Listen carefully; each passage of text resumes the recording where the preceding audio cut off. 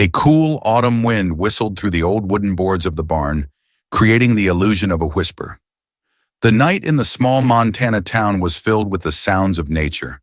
The soft howling of the wind, the distant howl of a coyote, the rustling of dry leaves being rolled across the ground by the wind. In this silence, which only emphasized her loneliness, Cassidy Lane sat on the edge of the bed in the dark bedroom, tightly clutching the edge of her old sweater. She didn't turn on the light. Light meant she was awake. Light meant she could be seen. Outside the window in the yard, barely visible in the darkness, stood the horse Thunder. His dark coat blended with the night gloom, but Cassidy knew he was there. He was always nearby when she felt her worst. The animal seemed to sense her condition, feeling her fear and longing. Sometimes she imagined saddling him and riding away into the darkness, into the endless unknown. But she knew it was impossible. The house was like a prison. The wooden walls had absorbed the screams and tears, the traces of past violence. Here, in this locked cage, everything was subordinated to one person, Roy Taylor, her husband, her tormentor. A noise at the front door made her shudder. Her breath caught, her heart pounded like a trapped bird. He was back. Roy always returned late, smelling of whiskey, cigarettes, and something else that made her nauseous. If he was in a good mood, he might not even notice her, just collapse on the couch. But if he was irritated, Cassidy clenched her teeth. Behind the door, heavy footsteps were heard. He was not just irritated, he was angry. The door swung open sharply, hitting the wall. Cassidy flinched but did not get up. She knew that any movement now could anger him even more. Roy stood in the doorway, leaning against the doorframe, tall with a weathered face, stooped shoulders, and a heavy gaze. The smell of alcohol filled the room, mixing with the stale air. "Why are you sitting in the dark?" His voice was low, but the first notes of irritation were already discernible in it. Cassidy knew what to say. She knew how not to provoke him. "Just tired." "Tired?" He stepped forward, leaning over her. "From what, Cass? You sit at home all day, do nothing. What are you tired from, huh?" Cassidy clenched her fists. He didn't want an answer. He needed a reason. She knew she had to be silent, but her silence only angered him more. Roy grabbed her by the wrist and jerked her up sharply. Her heart tightened with pain, but she did not scream. Never scream. Never show fear. "You're an ungrateful bitch, you know that?" He hissed, his face so close that she could smell the whiskey on his breath. She closed her eyes, and at that moment a loud neighing cry sounded from outside. The horse was nervous. He sensed it. Roy turned to the window, casting an irritated glance at the darkness beyond the glass. "Damn beast, what's he raving about?" His grip loosened. Cassidy took a deep breath, feeling the blood rush back to her arm. Thunder snorted and stomped his hoof on the ground. He knew. He always knew. Roy turned to her, again squeezing her wrist. "Maybe I should teach him a lesson too," he smirked. Cassidy felt a chill run down her spine. Number Roy narrowed his eyes. "What?" She never argued, never said no. "I said don't touch him." Something inside her broke, or maybe, on the contrary, woke up. For a moment, tension hung between them, and then he smiled. The smile of a predator who knows his prey has nowhere to go. "You're getting brave, Cass. That's cute." He released her hand and roughly pushed her away. "Make me dinner." She clenched her jaw and nodded. Roy left the bedroom and Cassidy slowly, silently turned to the window. Thunder was still there in the darkness. His large eyes glowed with reflected lantern light. He was looking straight at her. He saw everything. And at that moment, Cassidy realized her life would not change until she took the first step herself. But she no longer had the strength to wait. The night was moonless. Black clouds churned over the barren land, like harbingers of an impending storm. The air was filled with the scent of damp earth, tobacco, and something else. Something that made Cassidy nervous. She sat in the kitchen, looking at the wall in front of her. Her hands automatically performed the familiar work. The knife rhythmically tapped against the wooden board as she sliced potatoes for frying. The oil was already heating in the cast iron skillet, filling the space with thick smoke. With each sharp movement of the knife, She tried to drown out the noise in her head. Roy said he would touch Thunder. These words stuck in her consciousness like a rusty nail, causing a cold shiver in her fingers. Thunder was not just a horse. He was her last anchor, the last thread connecting her to something real. When Cassidy was 16, her father bought him from an old farmer. Then Thunder was young, wild, and untamed. No one could trust him. He wouldn't let anyone near him except her. Their attachment grew day by day until one day Cassidy realized that when she was feeling bad, when her chest tightened with longing, when the world around her crumbled, only one being in this world could give her comfort. Thunder. Now he was her last hope. Behind her, heavy footsteps sounded. Roy entered the kitchen, his massive figure almost filling the entire doorway. In his hand, he held an open bottle of whiskey. "Damn it, Cass, you're like a turtle. Is this what the hell dinner?" She felt her fingers tighten around the knife, but she did not raise her head. "Almost ready," Roy growled, entering the room. His boots loudly stomped on the wooden floor, and she almost heard the air around her tighten with his anger. "Almost?" His voice was filled with venom. "I work all damn day, come home to this house, and you can't even make a proper dinner?" She clenched her jaw. "I'm cooking. It was a mistake." He hated it when she answered. She felt his hand suddenly grab her shoulder and jerk her back. The blade of the knife slipped off the board and clinked against the countertop.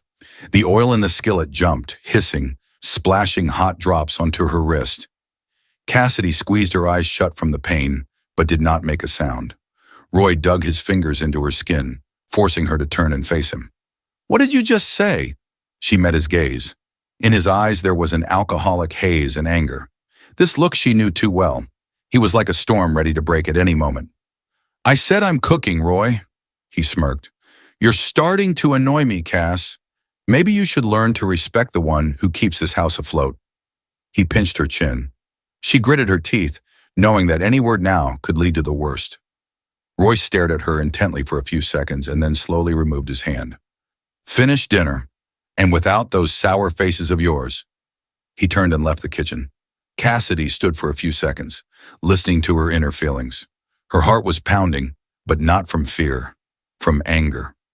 For the first time in a long time, she did not want to just wait out the storm. She wanted to do something. Late at night, Cassidy stood by the window, looking out into the yard. Thunder was in place. He stood by the gate, snorting and pawing at the ground. He was restless. He sensed her. Cassidy knew that Roy was already asleep. She waited until he fell into his drunken oblivion. She slowly took her jacket and pulled on her boots. Going out of the house at such a time was dangerous. If Roy woke up and saw her in the yard, he wouldn't even need a reason to get angry. But she had to do it. She had to. Cassidy quietly opened the door and slipped outside. The cold night air hit her in the face, but it was even pleasant, a reminder that she was alive. She slowly, silently stepped through the grass until she reached the stable. Thunder perked up, seeing her, and lowered his head. "Easy, boy, easy." She placed her palm on his nose, feeling his warm breath on her skin. He knew. She closed her eyes. "We'll get out of here, Thunder. Soon." The horse raised his head as if in agreement. But at that moment, when Cassidy felt that she was finally finding the resolve, something creaked behind her. Her body instantly tensed. She slowly turned around.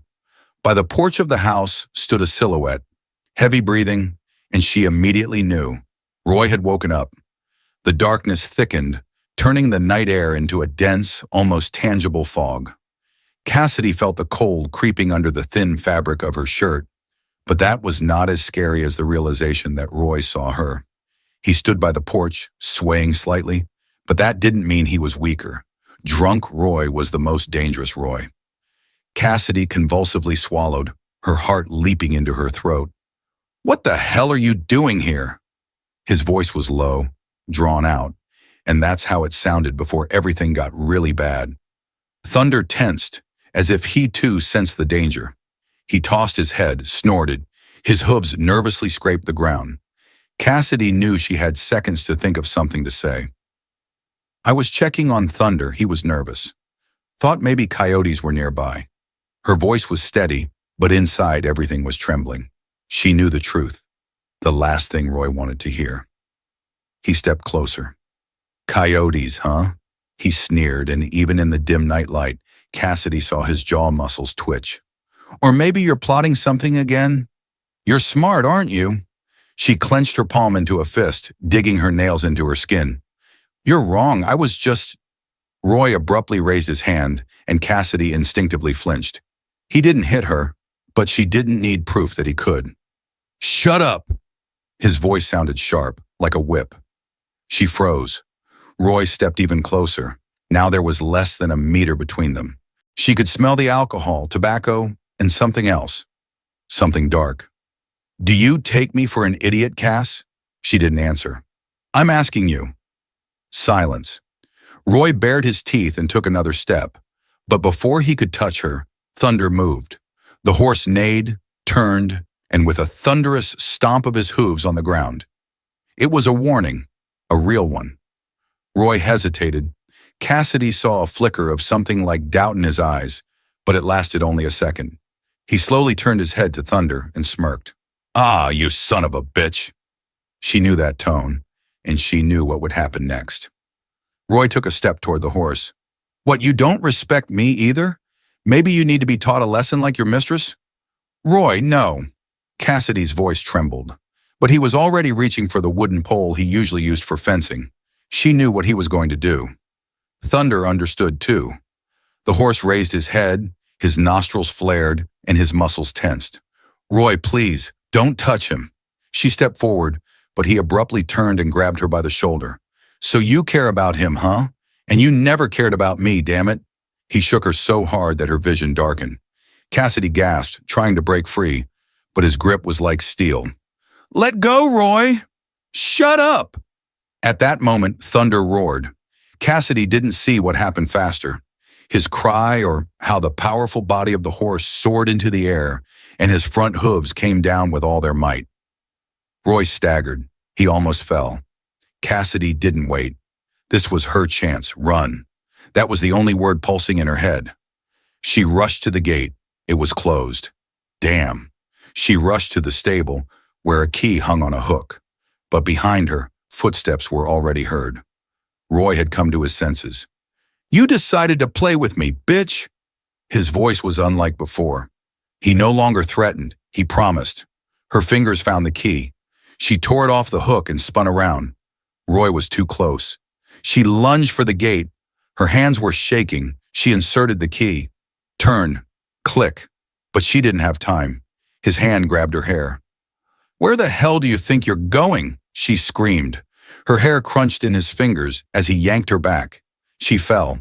Her head hit the ground. Stars swam before her eyes. She heard his breathing. She felt the ground tremble under Thunder's steps. But she couldn't move. The world darkened, and the last thing she saw was Roy's face leaning over her. You'll remember this lesson, Cassidy. And darkness engulfed her. The darkness did not release her immediately. It was viscous, like thick syrup, enveloping her consciousness, not allowing her to surface to the reality.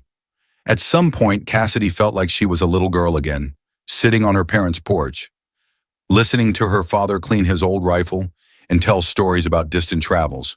In that memory, there was a home, safety, quiet laughter, and the smell of freshly brewed coffee. But then came a sick, sharp jolt into reality. Her head was splitting, her mouth tasted of dust and metal. Where was she? Cassidy tried to move, but her hands wouldn't listen. Only now did she feel the tight rope squeezing her wrists. Damn!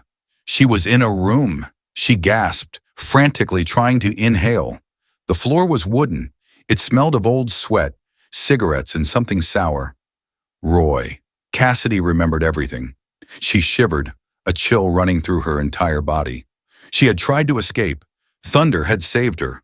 She had almost made it, but Roy had caught her. Where was he now? Where was Thunder?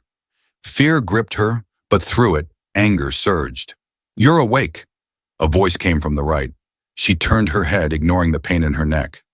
Roy sat in a chair by the wall, his legs crossed, lazily watching her. In one hand, he held a bottle of beer. In the other, a knife. A small folding knife, but still a knife.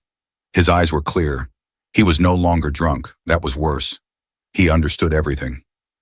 You know I didn't bring you back for nothing, right? He slowly stood up, approached her, leaning over. Cassidy did not allow herself to look away. Don't show fear. He feeds on it. She remained silent. Roy narrowed his eyes. Do you think you're smart, huh? Running around like a rat, thinking you've figured it all out? Cassidy held on, but her breathing betrayed her. Roy leaned in, running the tip of the knife along her cheek. She froze. Have you forgotten who you live with, Cassidy? He smirked. You're mine. You've always been mine. She clenched her fists. Thunder. Where was Thunder? I am not yours. The words came out quiet but firm. Roy raised his eyebrows. Repeat. Cassidy was silent. Roy narrowed his eyes and suddenly struck her across the face. Her head jerked to the side, the taste of blood filling her mouth, but Cassidy did not scream. She looked at him. Roy's eyes darkened. So that's how it is. You still want to fight. He sat back in the chair, slowly, as if savoring the moment. And you know what, Cass? I like that. I like watching you break. She would never break. Never. Where was Thunder? Where was her only chance of salvation? She strained her ears, listening. And then she heard it. A loud, threatening snort. Outside. Thunder was nearby. Roy didn't know. Cassidy felt strength. She looked at him and smiled. Roy frowned. What are you grinning at? She didn't answer. Outside the door there was movement. Cassidy held her breath. Thunder sensed her fear. Thunder knew where she was. Now all she had to do was wait. And when it happened, she would be ready. The silence in the room was tense, like a drawn bowstring. Cassidy sat on the floor, feeling the blood slowly trickling down her lip. Her wrists ached from the tight ropes. Her shoulders burned from fatigue. But inside her, everything was boiling. Roy had made a mistake. He thought he had won. He didn't know that Thunder was waiting outside. Cassidy slowly raised her head, her eyes gleaming in the darkness. Roy sensed it. He froze. Are you waiting for something? He spoke calmly, but there was suspicion in his voice. Cassidy said nothing. She just smiled. I'm asking you, Cass, what are you planning? He took a step closer. She saw his fingers tighten around the knife. You do realize you have nowhere to go, right? No one will save you. Another step. Outside, Thunder snorted heavily, loudly, warningly. Cassidy knew that sound. Roy didn't notice. But I'll give you a chance, Cass. He leaned closer. Just say you're sorry, and everything will be like before. I'll even forgive your little escape. His hand rested on her shoulder. Cassidy was no longer afraid. She knew what to do. She inhaled, slowly, deeply, and then a deafening roar tore through the night. Thunder made his move. A sharp, chilling howl pierced the night. The door rattled. Roy looked up. What the hu— But he didn't have time to hear the second blow. The door flew off its hinges with a crash, and into the room burst Thunder. His eyes burned with wild fury. The horse was huge, powerful. His hooves crashed against the floor with a thunderous roar, scattering wooden splinters in all directions. Roy staggered back. Damn beast! He tried to grab the knife, but he didn't have time. Thunder struck. The force of his hooves shattered the chair Roy was trying to steady himself on. The man crashed to the floor, gasping from the impact. Cassidy didn't waste time. She knew she had only seconds. While Roy tried to come to his senses, Cassidy leaped up, tearing her skin on the sharp wood, and rushed to Thunder. He was her salvation. Roy groaned, but his gaze was already filled with fury. You won't get away. Cassidy didn't listen. She grabbed Thunder's mane, holding him tightly. Come on, boy, let's go. She jumped onto his back. Roy cursed. He lunged at them, grabbing Cassidy by the leg. She kicked him in the face with her heel. Thunder neighed and abruptly reared back. Roy crashed to the ground, clutching his bloody nose. Cassidy didn't wait. She squeezed her knees, urging the horse forward, and Thunder carried her into the night. Behind her were the broken door, Roy, and the house that had long ceased to be a home. Cassidy didn't look back. She heard Roy shouting her name, but his voice was drowned out by the wind. She was free, but she knew this was not the end. Roy would not leave her alone, and she had to be ready. The cold wind beat against her face, biting into her skin, but Cassidy didn't feel the cold. She felt only speed. Thunder carried her forward, slicing through the darkness, his powerful hooves leaving deep tracks in the wet earth. Forest shadows flashed by, but she paid them no attention. Only forward, only away from him. Cassidy didn't know how long they had been galloping. Maybe a few minutes, maybe an hour. She didn't dare stop. Behind her somewhere was Roy, and she knew. He wouldn't give up so easily. When the forest began to thin, she noticed the glint of water, a river. Crossing it meant completely disappearing from the horizon. She tugged on the reins and Thunder abruptly slowed. He snorted, his muscles still trembling from the strain. Cassidy dismounted, looking at the water. The river was wide but not turbulent. If they went further, if they crossed it, they would be beyond reach. But they were not alone. Cassidy froze. Behind her she heard a rustle. A person. She felt her heart skip a beat. But it wasn't Roy. From the shadows emerged an old man. He wore a worn jacket, his gray hair falling to his shoulders. In one hand he held a lantern, in the other, a hunting rifle. His eyes studied her. "Running away, girl?" His voice was hoarse but not unkind. Cassidy didn't answer. She didn't know if she could trust him. "I'm not asking why. That's not my business." The old man stepped closer, looking at Thunder, then at the river. "But you need a path, and I know it." The old man led her to a narrow part of the river where stones formed a kind of ford. "It's safer here than swimming," he said, "but hurry." Cassidy didn't ask questions. She led Thunder forward, stepping on the stones that swayed slightly under her weight. The water was icy. She heard her heart pounding in her chest. One wrong step, and the current would sweep them away. But they made it. They reached the other side. When she looked back, the old man was already gone. Cassidy didn't know where to go next, but she knew one thing. There was no turning back. She jumped into the saddle. "Forward, Thunder!" The horse galloped off. Behind her lay the night, blood, pain, but ahead was freedom. She still didn't know what awaited her, but she had survived. She had escaped, and this was just the beginning.